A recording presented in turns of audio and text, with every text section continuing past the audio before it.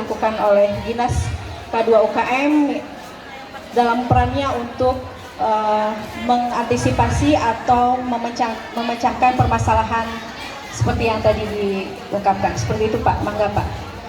Baik, terima kasih. Berkaitan dengan pungli ya, pungutan liar, seseorang yang mau masuk ke dunia kerja, masuk ke perusahaan, itu kalau kita lihat di media-media sosial cukup vulgar, ya, cukup banyak kasusnya, dan bahkan beberapa di antaranya ada yang berinteraksi dengan saya khususnya melalui DM di Instagram, sampai ada angkanya mencapai nominal tertentu.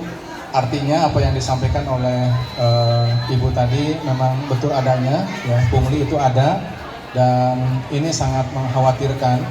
Oleh karena itu salah satu upaya kami dari pemerintah Kabupaten Majalengka untuk dapat menekan dan meminimalisir pungli dimaksud adalah bagaimana upaya kami mempertemukan penyedia kerja, ya, beliau adalah penyedia kerja dari perusahaan-perusahaan, dengan adik-adik kita, saudara-saudara kita, para pencari tenaga kerja. Kita pertemukan. Nah, dalam situasi seperti ini, sebutlah job fair. Ini adalah salah satu upaya kami untuk bisa menekan, meminimalisir pungutan liar yang terjadi dalam perekrutan tenaga kerja. Kenapa ini disebut sebagai upaya untuk meminimalisir hal tersebut? Bapak Ibu bisa lihat bahwa pendaftarannya pun itu adalah melalui barcode, ya, tinggal scan barcode, kemudian datanya upload dan tersimpan menjadi basis data di perusahaan-perusahaan. Jadi tidak ada interaksi antara calon tenaga kerja dengan perusahaan. Nah, upaya ini adalah upaya untuk meminimalisir terjadinya pungli-pungli yang memang saat ini beredar di dunia kerja. Kemudian juga tidak hanya melalui job fair ini, ya, kami juga pemerintah Kabupaten Majalengka mempunyai BLK, Balai Latihan Kerja, namanya BLK Cakraningrat.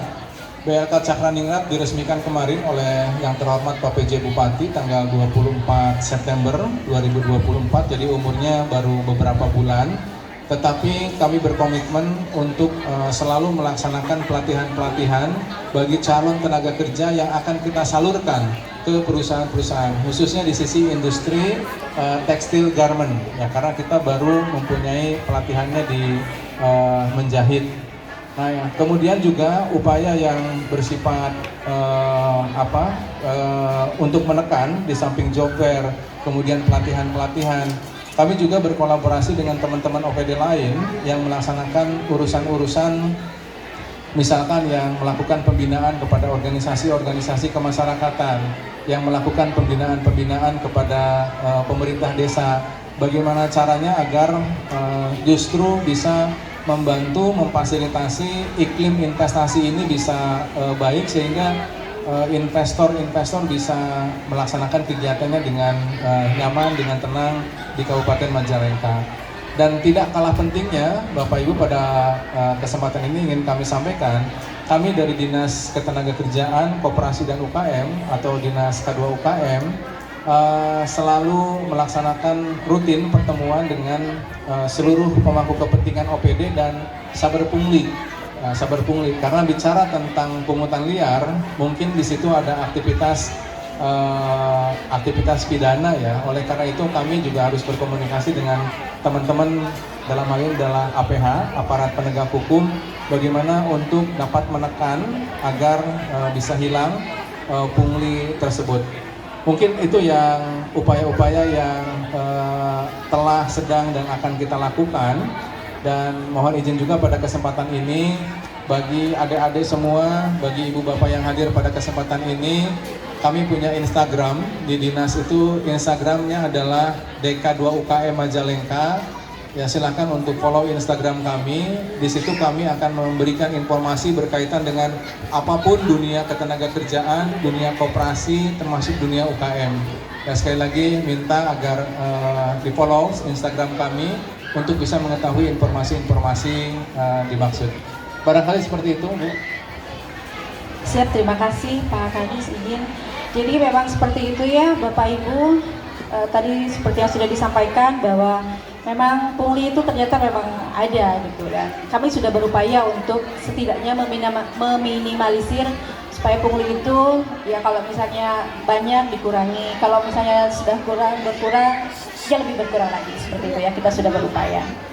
Kemudian izin Ibu untuk Kepala MAN 3 Majalengka, mungkin Ibu seperti yang tadi sudah diutarakan juga pada saat arahan dari Pak yang terhormat Pak Wakil Bupati Majalengka bahwa peran dinas pendidikan juga penting ya, terutama untuk mempersiapkan sumber daya manusia yang mampu bersaing di dunia usaha, khususnya di industri. Nah, pertanyaannya, bagaimana nih upaya dari sekolah untuk menciptakan atau mempersiapkan SDM yang berkualitas yang tentunya akan menunjang pada peningkatan ekonomi terutama di bidang industri. Seperti itu, Bu. Terima kasih. Mohon izin, Pak Haris. Terima kasih atas pertanyaannya, Ibu Moderator. Jadi terkait mempersiapkan SDM, kami itu adalah Madrasah Aliyah Negeri plus keterampilan. Jadi sudah kami persiapkan bahwa putra-putri kami tidak hanya mendapatkan materi-materi pelajaran umum, materi-materi pelajaran agama, tapi juga mendapatkan materi-materi pelajaran keterampilan. Kalau di sini Bu masih baru hanya 3 keterampilan, yaitu tata busana, tata boga, dan juga multimedia. Itu diberikan memang masuk ke dalam jam pelajaran, jadi masuk ke dalam kurikulum, jadi bukan ekstrakurikuler. Mungkin ini yang salah kaprah. Selama ini masyarakat taunya yang punya keterampilan itu adalah SMK saja, begitu Pak ya. Tapi kami karena punya SK-nya langsung dari Kementerian Agama, jadi diperbolehkan, malah diharuskan membuka peluang untuk anak-anak memiliki skill, gitu kan, berketerampilan tergantung bidang yang diminati, gitu. Dan sampai saat ini baru 3 yang kami buka, Bu. Jadi tidak di jam ekstrakurikuler, tapi memang diberikan di jam pelajaran. Ada jumlah jamnya, ada kurikulumnya, begitu.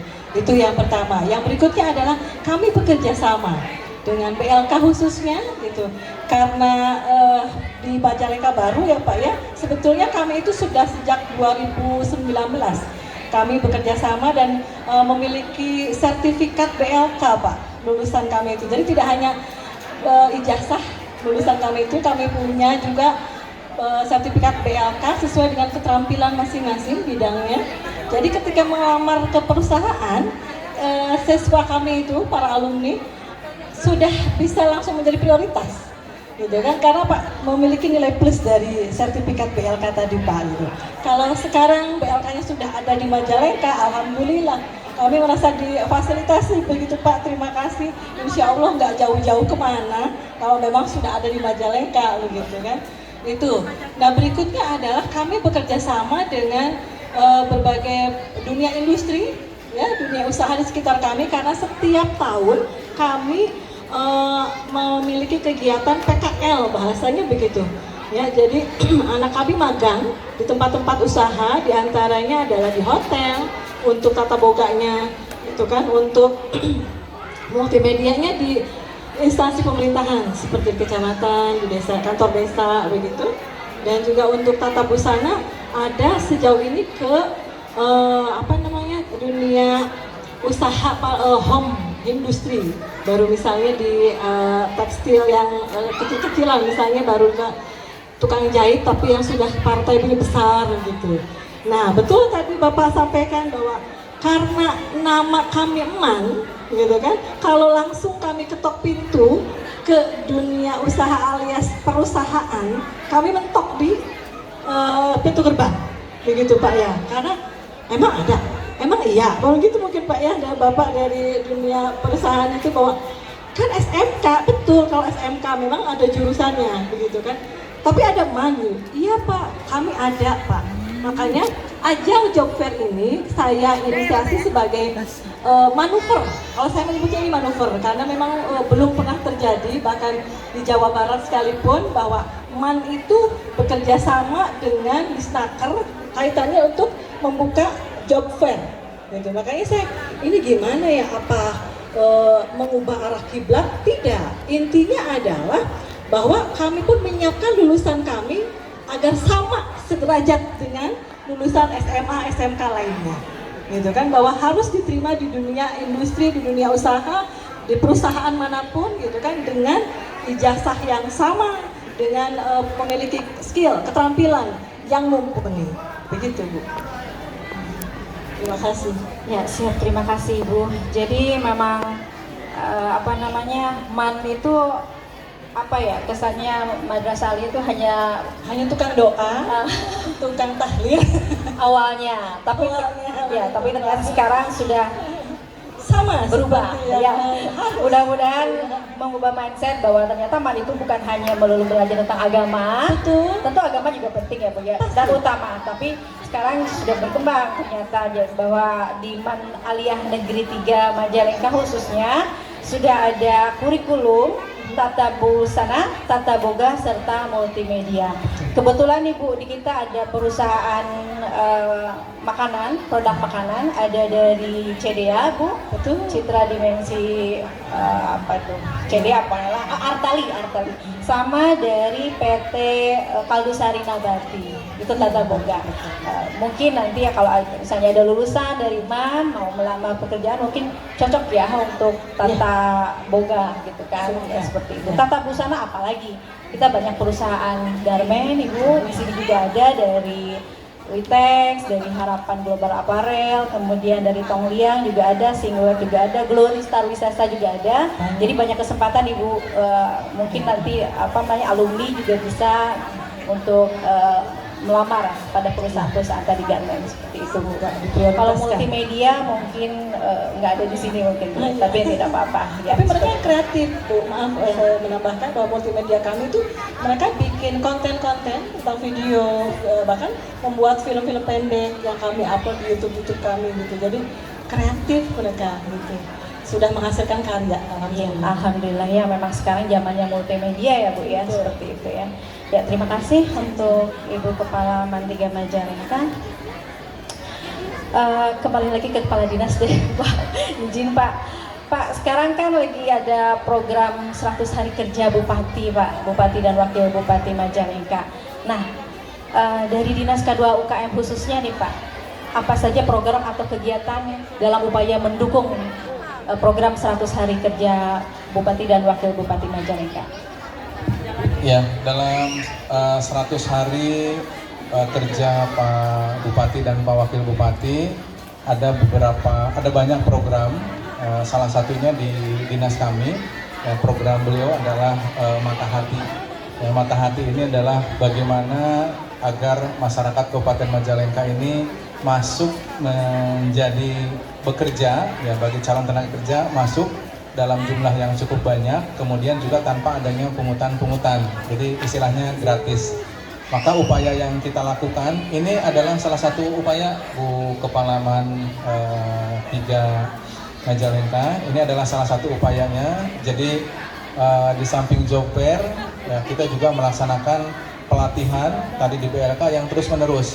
Hari ini kita mulai melaksanakan pelatihan, kemudian di tanggal 10 bulan Maret ya kita juga melaksanakan pelatihan kembali, dan sebelum hari ini pelatihan beberapa waktu yang lalu kita juga melaksanakan pelatihan. Jadi sudah ada 3 gelombang di BLK untuk dilaksanakan pelatihan. Dan satu lagi adalah kita akan melakukan kerjasama juga dengan perusahaan-perusahaan untuk rekrutmennya itu dilaksanakan di BLK.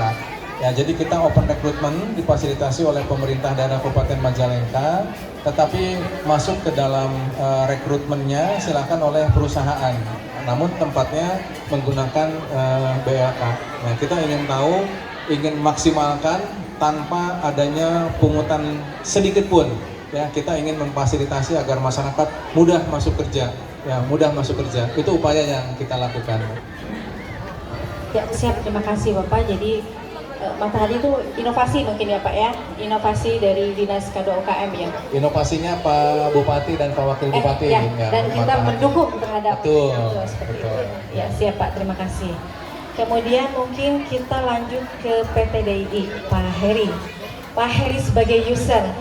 Bapak Ibu, Pak Heri ini beliau adalah perwakilan manajemen dari PT DI atau PT Diamond International Indonesia. Pak Heri, boleh dijelaskan ulasan secara singkat profil dari PT DI itu seperti apa? Baik itu perusahaannya bergerak di bidang apa, alamatnya di mana, sejak kapan, kemudian jumlah tenaga kerjanya ada berapa, perbandingan laki perempuannya ada berapa, mungkin atau yang lain sebagainya boleh dijelaskan Pak Heri secara singkat.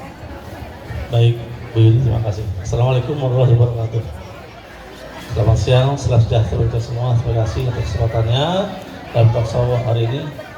Pak Kadis, Pak Jarid, juga Bu Kepala Mang juga Majalengka. Dunia kerja kadang-kadang tadi dikatakan oleh Pak Kadis, bahasa riweuhna duit gitu. Ya. Bahasa Majalengka duit. Tapi sedikit saya sebelum bahas itu, saya ingin menyampaikan profilnya PT Diamond. Yang dikenal itu PT Puma. Mungkin Bapak Ibu atau para pencakar akan mendengarnya PT Puma, tapi bukan. PT Diamond International Indonesia. Dibangunnya gedung itu dimulai 2017 November. Tahun 2019 masuklah brand Puma, sepatu Puma yang memperkerjakan kurang lebih 3.000 karyawan waktu itu Pak, Bu. Dengan 45.000 kapasitas, 45.000 pasang per bulannya. New Balance belum masuk.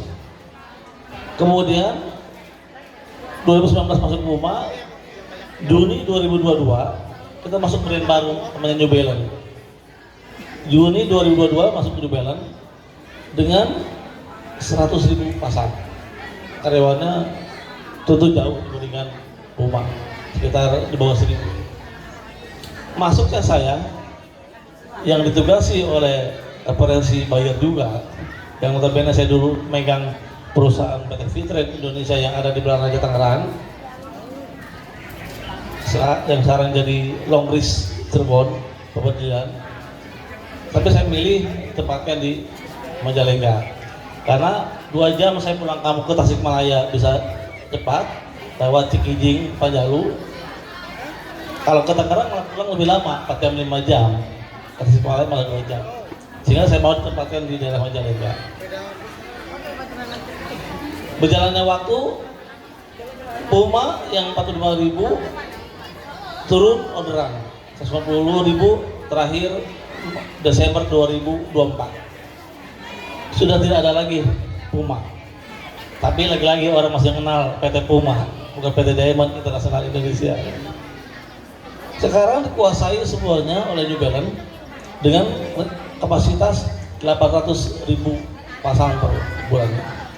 Jumlah karyawannya kurang lebih 7.541 dengan persentasenya adalah perempuan sekitar 64%, laki-laki 36%.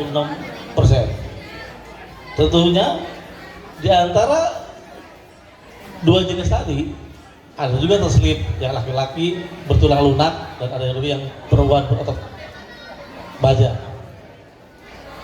Jadi ya kita terima gitu loh sebagai takdirnya mereka gitu. Yang penting bekerja sebaik mungkin. Luas di perusahaan kami adalah kurang lebih 9,8 hektar, hampir 10 hektar. Jadi masih terus berkembang karena persaingan bisnis sepatu itu luar biasa. Tahun 2024 kemarin internal saja di brand New Balance 11 pabrik New Balance. Sekarang berapa 2025? 15 Pak Kadis. Persaingan ketat di internal New Balance pun bertambah. Dan bagaimana New Diamond ini, PT Diamond International Indonesia, lebih dikenal dengan IDM 2, menyambung tadi pernyataan dari Ibu Kepala Sekolah bicara di SDM. Bagaimana mindset pekerja yang tadinya biasa agraris menjadi daerah industri. Kadang-kadang kan di lapangan nih, saya menemukan Pak Kadis, Ibu, waktunya panen izin we gitu. Aja dipotong premi, penting mah panen rambutan, panen padi terlaksana gitu loh. Jadi mindsetnya masih agraris. Dan itu yang membuat manpower berkurang karena berkaitan dengan orderan. Tentu bicara 6M. Satu, manpower. Manpower ini penting. Terkait skillnya juga penting. Terkait mindsetnya juga penting gitu loh. Karena yang saya lakukan data analisis itu, kalau sudah terjadi panen udah pasti banyak yang izin. Itu masih mindsetnya agraris. Sementara gambaran seperti itu dulu, pertanyaan yang tadi. Terima kasih. Ya, memang tadi juga pada saat sambutan Pak Wagub juga seperti itu ya. Jadi memang sedang beralih dari pertanian ke industri Kabupaten Majalengka. Kemudian Pak Heri, punten, kalau tadi kan pungli gitu kan, isunya atau apa namanya, Money Diamond. Pak, bisa dijelaskan Pak, sebenarnya bagaimana proses rekrutmen di perusahaan Pak? Ya. Maksud saya, kalau benar gitu ya, ada pungli, apakah ada perusahaan, ada orang dalam gitu dari perusahaan yang terlibat?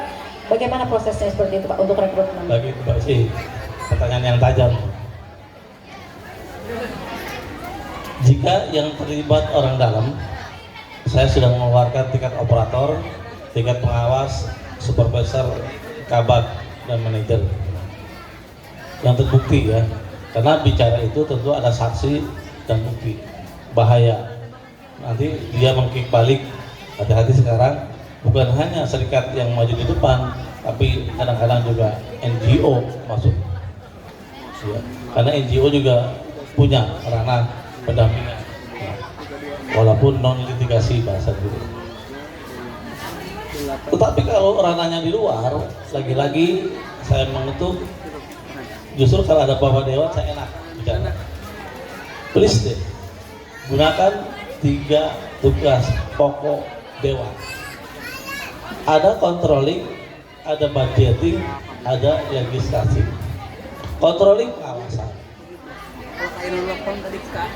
Kemudian budgeting keuangan, kemudian legislasi aturan. Buatlah aturannya seperti apa. Dikontrol lah bagaimana pelaksanaannya. Lakukan orang-orang yang eksternal tadi yang notabene mengganggu dompet yang pencaker ya. Lakukan audiensi. Bisa kok audiensi dengan pihak-pihak yang terkait tadi. Kenapa? Pihak kami HRD tentu tidak bisa merambah orang luar. Kami kalau seandainya bermain, wah luar biasa. Saya saja Diamond waktu masuk 4.000 karyawan, sekarang 7.500. Nambah berapa? 3.500. Store saya juta deh. 3.500 nama karyawannya, 1 juta ke saya, 3,5 M. Bisa nyandung obatnya Bu. Bisa nyandung obat. 3,5 M. Store ke saya, aman semua. Tapi tidak begitu. Kami pun riskan jika bermain di situ. Dan tidak ada niatan bermain di situ. Lagi-lagi kami mengetuk dalam ini Dewan Perwakilan Rakyat untuk melakukan audiensi dengan mereka, buat perdanya gitu. Kalau bisa itu buat PAD desa bersangkutan, jangan jadi perorangan itu Pak. Buat jadi PAD gitu loh, sehingga oke lah si pencari kerja mengeluarkan uang tapi tidak sebanyak itu, tapi jadikan jadi PAD untuk kas desa dan sebagainya. Jangan jadi perorangan seolah ada raja kecil di daerah itu. Itu yang saya sering sampaikan di dalam forum resmi maupun tidak resmi, mengetuk tugas tipoksi Dewan itu sendiri. Terkait masalah pungli emang di mana-mana. Saya daerah Tangerang itu mencapai udah 10 jutaan gitu. Masuk.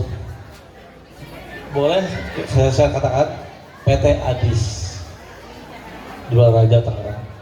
Daerah Serang sama nyebelin juga, PWI 2 15 jutaan. Nikomas, Nike, Adidas mereka 30 juta, luar biasa. Karena apa Pak? Akhirnya bermain, orang dalamnya bermain gitu. Kalau saya tanya-tanya sih ya mereka pasti nggak ada main duit Pak. Sehingga kita namanya bahasanya justice collaborator ya. Dia bicara ke kita, Pak, saya nyogok si A orang dalam, tapi dia tidak kita keluarkan ya. Tetap bekerja, maka yang tadi disebutkan kita keluarkan karena ada bukti, ada saksi.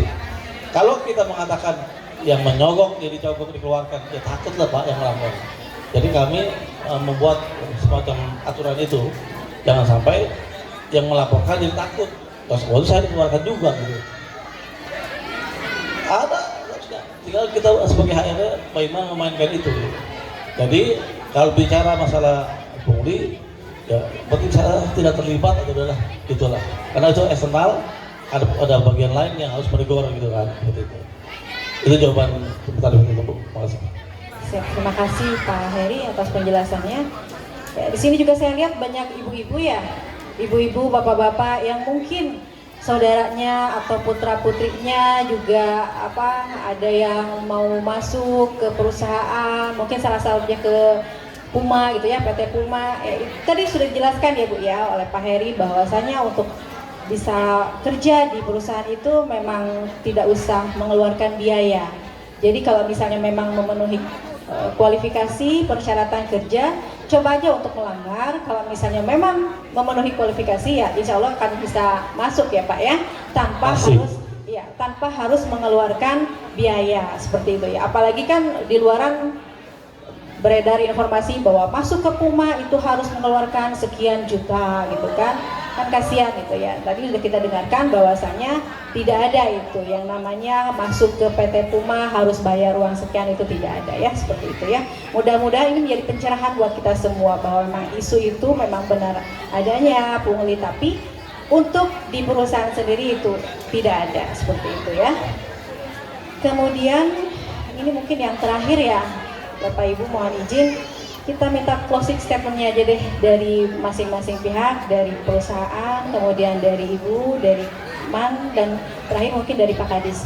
Closing statement aja ya Pak ya, seperti itu. Silakan Pak Heri dulu dari PT DI. Oke. Closing statement ya. Yang pertama, saya pesan kepada pencakar-pencakar dari kerja, ada 5 fungsi pekerja dalam undang-undang. Pertama, menjalankan pekerjaan sesuai dengan kewajibannya. Bagaimana caranya? Hadir. Jangan sampai Anda mangkir. Yang kedua, menjaga ketertiban demi kelancaran produksi. Jangan bikin kegaduhan, jangan bikin pelanggaran. Karena SP, banyak SP yang keluarkan juga. Yang ketiga, meningkatkan keterampilan. Kalau belum bisa, belajar jadi bisa. Sudah bisa belajar tentu mahir. Banyak keahlian mahir tentu naik jabatan. Itu yang sudah terjadi. Yang keempat, menyalurkan aspirasi. Lewat apa? Ada hotline NB, ada WOFO di kami, ada kotak saran, ada serikat, ada IR, ada sebagai sarana keluh kesah. Kripen dapat. Yang kelima adalah memperjuangkan kesejahteraan bagi diri dan keluarga. Itu fungsi pekerjaan menurut undang-undang. Jadi sebelum masuk ke ranah industri, camkan tugas fungsi pekerja seperti itu. Yang kedua, tentu kami pun tidak setuju adanya pungli-pungli seperti itu. Tetapi kita tidak juga bisa bertindak terhadap yang diperbuat oleh orang-orang eksternal. Kembali kami mengetuk tupoksi dari DPRD, silakan jalankan untuk audiensi dengan mereka orang-orang terkait tadi. Yang ketiganya, ya tentu saja PT Diamond Internasional Indonesia yang sekarang 7.541 karyawan tentu ingin berkembang terus-menerus tanpa ada gangguan baik internal maupun eksternal. Mungkin satu keluhannya kepada Pak Kadis juga atau kepada dinas yang lain,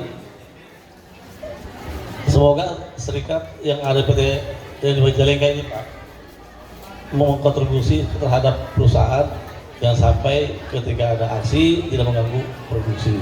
Karena lagi-lagi kami adalah perusahaan manufacturing. Bukan hanya persaingan tadi 11 perusahaan menjadi 15 perusahaan internalnya, juga kami ada pesaing eksternalnya. Ada Adidas, ada Nike, ada On Group ya. Kemudian ada ASIC, kemudian Damor dan lain-lain. Eksternalnya begitu. Sekarang bos Sultan aja, mungkin ada rekan Sultan meramah New Balance, Pak, di Jawa Timur. Jadi pesaing internal kami nih, Sultan Group meramah New Balance.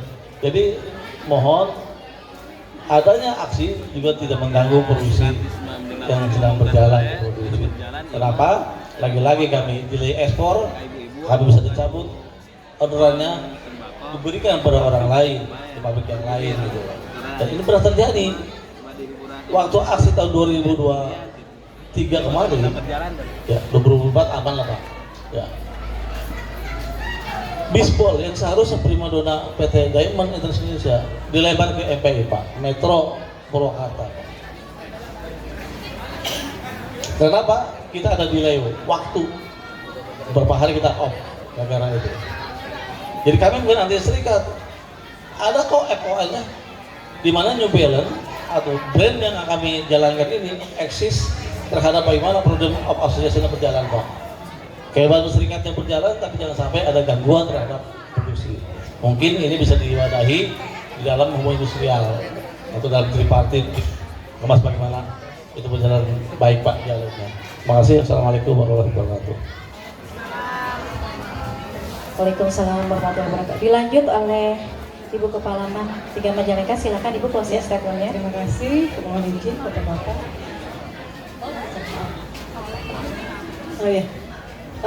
Mungkin hanya 2 poin kalau saya closing statement-nya. Yang pertama untuk perusahaan mungkin Pak ya, gitu, bahwa kami harus setelah hari ini mungkin bisa menyatakan diri bahwa ini loh ada MAN 3 Majalengka, anak-anak kami yang kami cetak, yang kami didik dengan skill yang bisa bersaing dengan lulusan SMA, SMK lainnya. Itu yang pertama. Yang kedua untuk Pak Kadis, mungkin Bapak, kami berharap ini tidak sampai di sini Pak. Kami berharap ini berkelanjutan.